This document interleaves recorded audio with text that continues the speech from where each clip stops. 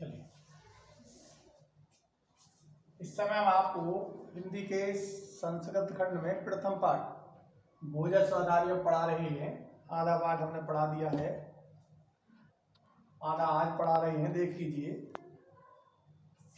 विरल विरला स्थूल तारा कलावेव सज्जनः मनै मुने सर्वत्र वे प्रसन्न भूनभा अपसरति च ध्वान्तं चित्ता सतामिव दुर्जना ब्रजति च निशा क्षिप्रम लक्ष्मी अनुविद्धान्विव। विरल विरला स्थूल तारा कलाविव सज्जना। विरल कहते हैं दूर दूर, कोई बड़े बड़े तारे दूर दूर, यानी कोई बड़े बड़े तारे दिखाई दे रहे हैं। यानी विरल विरला स्थूल तारा, बड़े बड़े तारे दिखाई दे रहे हैं। कैसे? कला एवं सज्जना, जैसे कलयुग में सज्जन लोग, यानी जैसे कलयुग है तो इस समय सज्जन लोग कम दिखाई देते हैं, वैसे ही आकाश में तारे बड़े बड़े दिखाई दे रहे हैं, दूर दूर दिखाई दे रहे हैं। मने मुने सर्वत्र प्रसन्न हुआ, मुनि के मन के समान, यानी मुनि के मन के समान आकाश सर्वत्र प्रसन्न हो गया है। जैसे मुनियों के ऋषियों के जो मन होते हैं पवित्र होते हैं, उनके अंदर किसी प्रकार का छल कपट नहीं होता, वैसे ही मन एवं मुने सर्वत्र प्रसन्न प्रसन्न भूनवा। यानी प्रातःकाल तारे कम है, सूर्य निकल रहा है, तो वैसे ही आकाश भी मुनि के मन के समान आकाश सर्वत्र प्रसन्न हो गया है। जैसे राजाओं के मन से दुर्जन दूर हो जाते हैं, यानी अपसरती ध्वांतर चित्ता में दुर्जना, अवसर दूर हो जाते हैं। जैसे सज्जनों के मन में दुर्जन दूर हो जाते हैं, वैसे ही अंधकार दूर हो रहा है। ब्रजति निशा क्षिप्रम तथा रात्रि उद्योगहीनों की लक्ष्मी की तरह।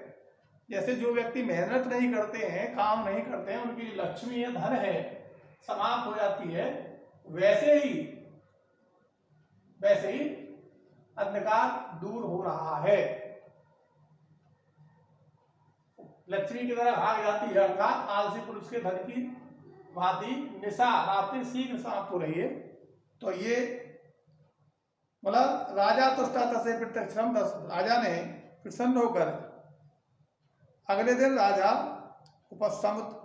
समुचा सीता से उसने कहा, देवी सीता प्रभात काल का वर्णन करो।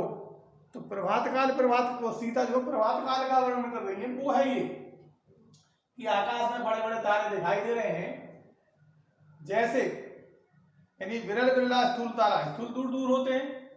जैसे कलाविव सज्जना, जैसे कलयुग में सज्जन कम दिखाई देते हैं, वैसे आकाश में दूर दूर तारे दिखाई देते हैं। मने मुने सर्वत्र प्रसन्न भूनवा, और जैसे मुनियों का मन पवित्र होता है, वैसे आकाश भी सब तरह सब साफ है, प्रसन्न है। अर्थात सज्जनों के मन से दुर्जन दूर हो रहे हैं। अपसति ध्वांतम चित्ता में दुर्जना, और वैसे ही अंधकार दूर हो रहा। तथा रात्रि उद्योगिनों से ब्रजति निशा क्षिप्रम लक्षित, और रात्रि वैसे समाप्त हो रही है जैसे जो मेहनती पुरुष होते हैं, मेहनती पुरुष नहीं होते, आलसी पुरुष होते हैं, उनके पास से लक्ष्मी भागी चली जाती है। तो ये पहले का अर्थ है। श्लोक है यहाँ तक आइए। यानी विरल विरला स्थूल तारा कलाविव सज्जना मने मुने सर्वत्र प्रसन्न भूनवा अपसरति च ध्वांतम चित्तां सतामिव दुर्जना ब्रजति च निशा क्षिप्रम लक्ष्मी अनुमिनाभिव।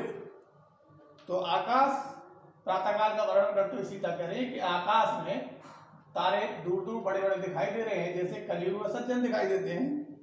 और जैसे मुनियों के मन पवित्र होते हैं, वैसे आकाश भी प्रसन्न पवित्र है, साफ है, और सज्जनों के मन में से दुर्जन दूर हो रहे हैं। सज्जनों के मन से दुर्जन दूर भाग रहे हैं, वैसे ही अंधकार दूर हो रहा है।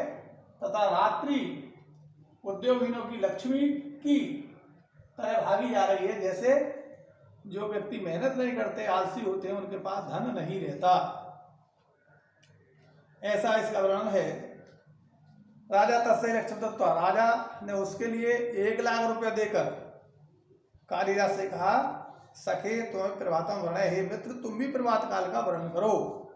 तथा कालिदास तब कालिदास ने कहा, अभूत प्राची पिंगा रसपत्र प्राप्यकनकम गच्छाय सतद्रो उदजना एव ग्राम्य सदसी क्षणम क्षीण तारा निरपतया इवान बुद्ध अपरा न दीपा राजंते द्रवण रहता नाम गुणा।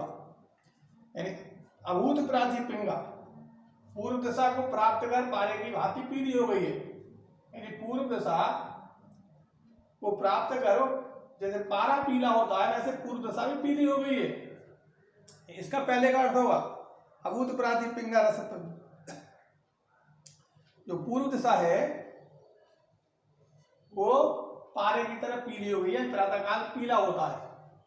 दूसरा है गच्छा चंद्र बुद्धजना प्रादसी, जैसे गवारों की सभा से विद्वान लोग चले जाते हैं वैसे जो चंद्रमा की कांति है वो भी समाप्त हो गई है। जो गवारों की सभा से विद्वान कहाँ मिलेंगे, वैसे ही चंद्रमा भी नहीं चमक रहा, उसकी कांति समाप्त हो गई है। और क्षणम क्षीण तारा, और जो अनुद्यमी होते हैं, मेहनत काम करने वाले नहीं होते हैं, उन्हीं की तरह तारे भी क्षण भर में कमजोर कम दिखाई दे रहे हैं।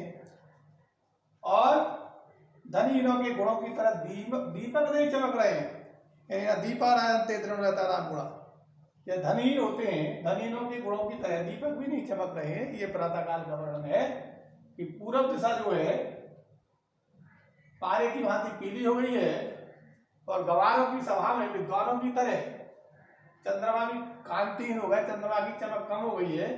और जो मेहनती राजा नहीं होते हैं उनका धन समाप्त हो जाए, वैसे ही तारे भी क्षण में क्षीण हो गए हैं और धनीनों के गुणों की तरह दीपक नहीं चमक रहे हैं। जैसे धनहीनों के कोई गुण नहीं चमकते वैसे ही दीपक नहीं चमक रहे हैं। ऐसा उसने किसने, कालिदास ने कहा।